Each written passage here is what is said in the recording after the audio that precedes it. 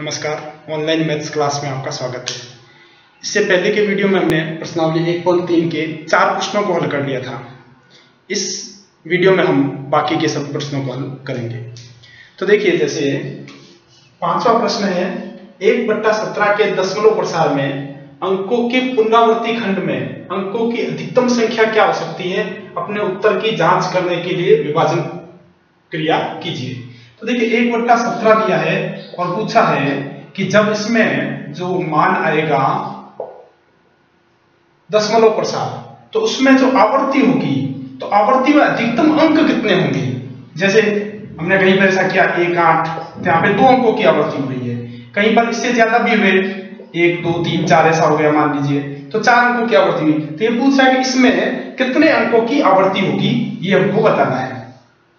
तो देखिए क्या होता है, सामान्यतया जो ये हर है, हर से 1 कम होता है। यहाँ पर 17 है तो 16 अंक हो सकते हैं अधिकतम, कम हो सकते हैं अधिकतम 16 अंक है जो उनकी आवर्ती हो सकती है।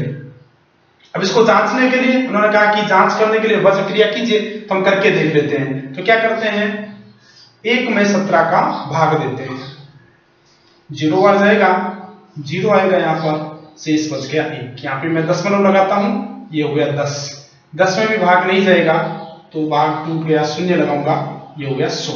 अब 100 में 17 का भाग देना है। 100 में 17 का भाग 5वां 85, पीछे बच गए 15, 0 लग जाएगा 150। अब 150 में 17 का भाग, तो 17 से 95, 17 से 85, 85 102, 119, यानी 17 का 7वां यदि करें 119 हो गया, और 17 से 8वां हो जाएगा 136। तो हमने 8 बार कर लिया 136, पीछे बच गए 14, 1 शून्य लगेगा 140। अब 140 में भाग देंगे तो फिर से वही कर लें, 8 बार 136, शेष बच गया 4, 0 लग जाएगा 40, 2 बार गया 34, शेष बच गए 6, 0 लग जाएगा, हो जाएंगे 60, 60 में 3 बार 17 3 51, शेष बच गए 9, हो गए 90, 5 बार 85, यहाँ पे करता हूँ अभी का भाग, शेष बच गए 5, हो जाएंगे 50, 70 दूनी 34, शेष बच गए 16, हो जाएंगे 160। 160 हो गए तो 136 और 17 153, यानी कि ये हो जाएगा आपके 9 बार भाग दिया 153, तो पीछे बच गए 7, हो जाएंगे 70, 70 हो गए तो 4 बार 68, शेष बच गए 2, हो जाएगा 20, एक बार गया 17, शेष बच गए 3, हो जाएगा 30, तो एक बार गया 17, शेष बच गए 13, हो जाएंगे 130, 130 हो गए तो अब कितनी बार जाएगा, 7 बार करते हैं 119, यानी 7 बार हो गया 119, तो पीछे बच गया 11, तो हो गया 110, 110 हो गया तो अब जाएगा 6 बार, तो हो जाएगा आपके 6 बार में 102, 7 6 42 का 2 और 4, 6 कम 6 4, 102, पीछे बच गया 8 आ गया तो हो जाएगा 80 हो जाएगा, तो अब ये जाएगा 4 बार हो जाएगा 68, पीछे बच गया 12 बच गया तो हो जाएगा 120 हो गया तो अब जाएगा ये 7 बार हो जाएगा आपके 119, शेष बच गया 1 बचेगा तो ये हो जाएगा 10 में भाग नहीं जाएगा तो 0, अब हो जाएगा 100। फिर से वापिस संख्या वही आ गई है, यानी अब 100 में भाग देंगे 5 बार, यानी यहीं से वापिस 0, 5, 8 ही हो जाएगी, यानी यहां तक हमारे पास में ये संख्या आ जाएगी, ये भाग तो चलता रहेगा, ये संख्या आ जाएगी। अब इनको गिन ले अपन, 1 2 3 4 5 6 7 8 9 10 11 12 13 14 15 16, ये 16 अंक हो गए जिनकी की आवर्ती होगी। इसके बाद पुनः यही 16 गाएंगे, तो यानी जो नीचे हर दिया होता है उससे एक कम रहता है अधिकतम, यानी इस प्रश्न में अधिकतम 16 अंक हो सकते हैं जिनकी की आवर्ती होगी। तो इस प्रकार से प्रश्न हो जाएगा। देखिए नेक्स्ट प्रश्न है P बट्टा Q, जहां पर Q 0 नहीं है, के रूप की परिमेय संख्याओं के अनेक उदाहरण दीजिए जहां P और Q पूर्णांक है, जिनका एक के अतिरिक्त अन्य कोई उभयनिष्ठ गुणनखंड नहीं है और जिसका शांत दशमलव निरूपण प्रसार है। क्या आप यहां अनुमान लगा सकते हैं कि Q को कौन सा गुण अवश्य संतुष्ट करना चाहिए? देखिए प्रश्न क्या कहना चाह रहा है, हमको बहुत सारी परिमेय संख्या लेनी है, जैसे हमने ले लिया 1/2, 3/5, 1/7 या फिर 3/20, ऐसी कई सारी हमने परिमेय संख्याएं ले ली। अब उसमें एक तो ये कह रहा है कि P और Q पूर्णांक है, होंगे P और Q पूर्णांक है, एक के अतिरिक्त अन्य कोई उभयनिष्ठ गुणनखंड नहीं होना चाहिए। हमेशा ध्यान रखना है यह जो परिमेय संख्या होती है, इन दोनों के जो P और Q जो हम मानते हैं, इन P और Q का कोई भी उभयनिष्ठ गुणनखंड नहीं होता है, वास्तव में कभी भी नहीं होता है, ये हमेशा सह अभाज्य संख्याएं होती है। अब जैसे अब आपने जैसे लिख दिया कि 4/8, अब इसका समान गुणनखंड है, 2 से कट रही है, तो वास्तव में यह क्या है, वास्तव में भिन्न यह ये है, ये इसके तुल्य भिन्न है, यानी जो भिन्न है उसमें कभी भी जो है कोई भी एक गुणनखंड से दोनों, किसी एक संख्या से दोनों नहीं कट सकते, हमेशा सहअभाज्य संख्या होती है। 1 2 सहअभाज्य, 3 5 सहअभाज्य, 1 और 7 सहअभाज्य संख्या है, तो हमेशा ये सहअभाज्य संख्या होती है।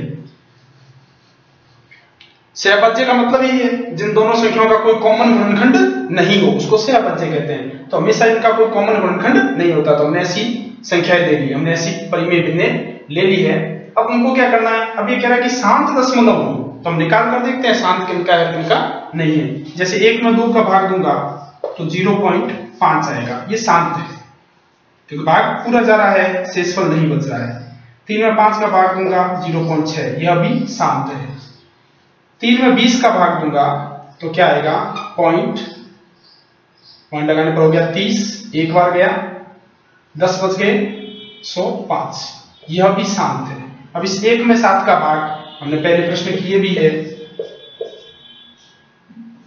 0 बार जाएगा, 0 1 बचा, दशमलव लगाएंगे 10 हो गया, एक बार जाएगा 7, पीछे बचे 3 हो गए 30, 7 चौक 28, पीछे बचे 2 हो गए 20, 7 दूनी 14, पीछे बचे 6 हो गए 60, 8 सत्ते 56, पीछे बचे 4 हो गए 40, 7 बचे 35, पीछे बचे 5 हो गए 50, 7 7 49, पीछे बचे 1, फिर से वही आ गया 1, अब वापिस वही संख्या चलेगी, यानी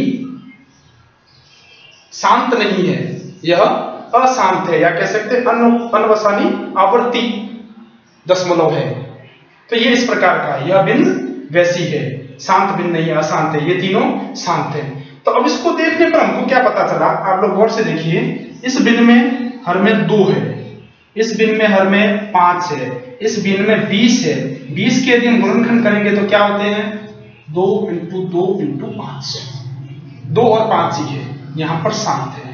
तो हम यदि और भी ऐसी कई सारी भिन्नें लेंगे और हम देखेंगे तो हमको समझ में आएगा जिन भिन्नों के नीचे यानी हर में या तो 2 हो या फिर 5 हो या फिर क्या हो, 2 और 5 दोनों साथ में हो, वो हमेशा शांत दशमलव प्रकार की होती है। भाग पूरा पूरा जाता है, किसी भी संख्या में आप देखना 2 का भाग देंगे तो हमेशा पूरा पूरा जाएगा, कोई भी संख्या ले लो, 21/2 करिए, 27/2 करिए, किसी भी संख्या में 2 का भाग दीजिए, दशमलव के बाद वाले हो, लेकिन वो हमेशा पूरी पूरी चली जाती है, भाग शेषफल नहीं बचता है। 5 का भाग किसी भी संख्या में दीजिए, पूरा पूरा भाग चला जाता है। 2 और 5 दोनों गुणनखंड हो, यानी 2 × 5 10, या फिर 2 × 2 × 5 20 40, ऐसी कोई भी संख्या ले लें जिनके गुणनखंड 2 और 5 हो, उनके अलावा तीसरा नहीं हो, तो वो संख्या हमेशा पूरी पूरी विभाजित होती है, यानी वो शांत प्रकार की होती है। तो इसका मतलब क्या हुआ? इसका मतलब ये हुआ कि इन उदाहरणों को देख करके जो हमसे ये पूछा था प्रश्न में, क्या पूछा था कि क्या आप यह अनुमान लगा सकते हैं कि Q को कौन सा गुण अवश्य संतुष्ट करना चाहिए? तो हम कह सकते हैं कि Q को 2 या 5 या इन दोनों के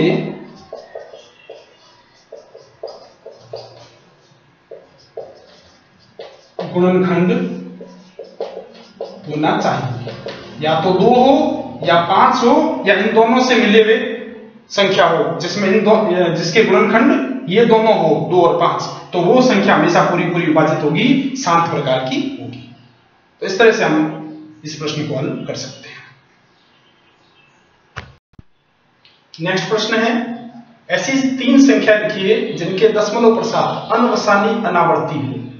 अनवसानी अनावर्ती यानी जिनकी आवर्ती नहीं हो, अलग अलग प्रकार के अंक आते चले जाए, उनको कहते हैं अनवसानी अनावर्ती। हमने शुरू में पढ़ा था जो अपरिमेय होते हैं। तो हम जानते हैं अपरिमेय कौन सी होती है? तो √2, √3, √5 ये अपरिमेय है, जिनका कि पूर्ण वर्ग नहीं होता, हम इनको वर्गमूल से बाहर नहीं निकाल पाते संख्याओं को, वो होती है पाई है। ऐसी कई सारी संख्या है, तो हम किसी को भी लिख सकते हैं, या फिर हम मन से भी लिख सकते हैं, जैसे 0.1000 1000 1000 ऐसी कोई संख्या हो सकती है, या 0.02 002 0002 ये हो सकती है, या फिर ये संख्या हो गई। ऐसी कोई भी संख्या हम अपनी मर्जी से लिख सकते हैं, जिनमें की संख्या हर बार नियमित संख्या जो हो वो वापस रिपीट नहीं हो, अलग अलग संख्या जाती है, तो उन संख्याओं को हम इसमें लिख सकते हैं, कोई भी उदाहरण दे सकते हैं। नेक्स्ट प्रश्न है, परिमेय संख्याओं 5/7 और 9/11 के बीच की 3 अलग अलग अपरिमेय संख्याएं ज्ञात कीजिए। हमको 2 परिमेय संख्या दी है, एक दी है 5/7 और दूसरी दी है 9/11। इनके बीच में अपरिमेय संख्या निकालने हमको 3। तो सबसे पहले क्या करेंगे, इनका मान निकालेंगे। तो 5/7 का मान निकालेंगे, तो 5 में 7 का भाग देते हैं, 0 बार गया 0, शेष 5, दशमलव लगाएंगे 50, 7 × 7 = 50, शेष बचा 1 हो जाएगा 10, भाग नहीं जाएगा, हो गया 100, सॉरी 1 बचा 10, 7 में 1 बार 7, शेष बचा 3 हो जाएंगे 30, 7 × 4 = 28, शेष बचे 2 हो जाएंगे 20, 7 × 2 = 14, शेष बचे 6 हो जाएंगे 60, 8 × 7 = 56, शेष बचे 4 हो जाएंगे 40, 7 बचे 35, शेष बचे 5। अब वापिस 5 आ गए तो फिर से वही चलेगा, ये संख्या रिपीट होगी, मान ये आ जाएगा इसका। यदि 5 में 7 का भाग देंगे तो 0.714285 ये आएगा। 9 में 11 का भाग देते हैं,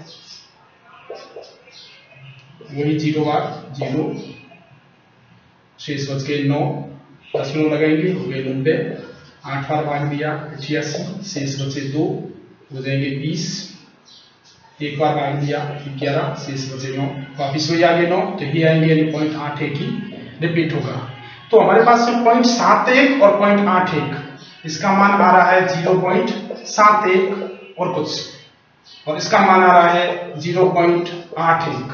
ठीक है, इसको पूरा भी लिख सकते हैं, भले 714285, यानी 71 से 81 के बीच में हमको मान चाहिए, तो इसके बीच में हमको परिमेय संख्याएं बतानी है। अब हम अंदाज से कोई भी 3 परिमेय संख्या लिख सकते हैं। जैसे पहली परिमेय संख्या हमको लिखनी है, तो 71 के बाद में हम ऐसा लिख सकते हैं 0.72 072 0072, ऐसी कोई परिमेय संख्या हो सकती है। दूसरा हमको लिखना है तो 0.75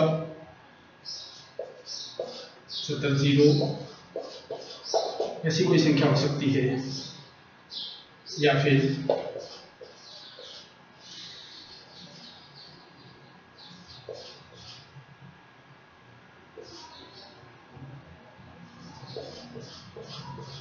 ऐसी कोई संख्या हो सकती है। तो इस तरह से हम कोई भी इन दोनों के बीच में 71 और 81 के बीच में होनी चाहिए कोई भी संख्या हम लेकर के और लिख सकते हैं, वो इसकी 3 अपरिमेय संख्या हो जाएगी। देखिए नेक्स्ट, और इस प्रश्नावली का अंतिम प्रश्न है 1.3 का। बताइए कि निम्नलिखित संख्याओं में कौन कौन संख्या परिमेय और कौन कौन संख्या अपरिमेय। देखिए महत्वपूर्ण है, हमको पहचान होनी चाहिए देखते ही संख्या की कि कौन सी संख्या परिमेय है और कौन सी अपरिमेय है। तो देखिए जैसे पहला है √23। 23 एक अभाज्य संख्या है, इसके कोई गुणनखंड नहीं होते, यानी कि हम 23 को वर्गमूल से बाहर नहीं निकाल सकते। और मैंने पहले भी आपसे बताया कि जिन संख्याओं को अपन वर्गमूल से बाहर नहीं निकाल सकते, यानी हल नहीं कर सकते, वर्गमूल के अंदर ही रहती है, वो संख्या हमेशा अपरिमेय होती है। जैसे √2, √5, √3, √6, √10, जो पूरी बाहर नहीं आती, पूर्ण वर्ग नहीं होती। जैसे √4 है तो इसको हम √2 × 2 लिख सकते हैं, यानी इसका मान 2 होता है। तो यह क्या है, √4, यह परिमेय संख्या, अपरिमेय नहीं है, क्योंकि पूर्ण वर्ग है, बाहर आ जाती है, इसको हम अंडर रूट से बाहर निकाल पाने में सक्षम है, इसलिए ये परिमेय है। लेकिन √23 को हम बाहर नहीं निकाल सकते, इसलिए क्या हो गई, अपरिमेय हो गई। तो ऐसी जो भी संख्या है वो हमेशा अपरिमेय होती है। अब ये है 225, तो 225 भाज्य है संख्या, इसलिए हम इसके गुणनखंड करेंगे। तो देखिए 3 का भाग देते हैं, 7 × 21 और 5 × 15, फिर 3 का भाग 25 बार और 5 का भाग जाएगा 5 बार, 5 का भाग 1 बार। देखिए ये 2 और ये 2, इन दोनों जोड़ों से 1 ले लेते हैं, ऐसे ही करते हैं, वर्गमूल निकालते हैं। तो 3 × 5, तो 3 × 5 हो गया 15, यानी इसका वर्गमूल हो गया 15, यानी हम इसको ऐसा लिख सकते हैं 15 × 15 यानी बराबर 15। तो इसका मान 15 पूरा बाहर आ रहा है, इसका मतलब क्या हुआ, इसका मतलब ये परिमेय संख्या है, ये अपरिमेय नहीं है, ये संख्या परिमेय है। नेक्स्ट पर आते हैं तीसरे पर, 0.3796, ये क्या है, भाग पूरा हो गया है, आगे कोई डैश नहीं है, इसका मतलब भाग पूरा हो गया, शांत दशमलव है। और हमने बात की थी, तो शांत दशमलव होते हैं वो हमेशा परिमेय होते हैं। हमने पिछले वीडियो में बात की थी कि जब हम दशमलव की बात करते हैं तो 2 प्रकार के होते हैं। दशमलव प्रसार जो है, दशमलव प्रसार की जब हम बात करते हैं तो 2 प्रकार के होते हैं, एक होता है शांत और दूसरा होता है अशांत। अशांत भी 2 प्रकार के होते हैं, एक आवर्ती और एक अनावर्ती। तो ये जो अनावर्ती है ये होते अपरिमेय, केवल ये अपरिमेय होते हैं, बाकी अशांत आवर्ती परिमेय होते हैं और ये शांत भी परिमेय होते हैं। तो जो शांत दशमलव है वो हमेशा परिमेय होंगे। ऐसे ये वाला प्रश्न है 7.4784678, अब ये चल रहा है, अशांत है और आवर्ती भी नहीं हो रही, ऊपर कोई बार नहीं है, आवर्ती नहीं हो रही है, अलग अलग संख्या आ रही है। इसका मतलब क्या होगा, हमने बात की है अशांत अनावर्ती, ये हमेशा अपरिमेय संख्याएं होती है, इससे ये भी अपरिमेय होगा। अब ये इसमें भी क्या हो रहा है, अलग अलग संख्याएं आ रही है, आवर्ती नहीं हो रही है, अशांत अनावर्ती है, इसका मतलब क्या है, यह भी अपरिमेय है। तो हमको ध्यान रखना है परिमेय कौन है, अपरिमेय कौन है। जो शांत है वो परिमेय है, जिसमें अशांत है लेकिन आवर्ती हो रही है वो परिमेय है, और जिनका वर्गमूल पूरा निकल जाता है, पूर्ण वर्ग संख्याओं का वर्गमूल है, वो परिमेय है। अन्यथा जो वर्गमूल में है और जो अभाज्य है, जो बाहर नहीं आ सकती पूरी, जिसका पूरा मान हम नहीं निकाल सकते, वह अपरिमेय है। जो अशांत अनावर्ती है वो अपरिमेय है। ये हमको थोड़ा सा ध्यान रखना है। तो इस तरह से ये प्रश्नावली हमारी पूर्ण हो जाएगी।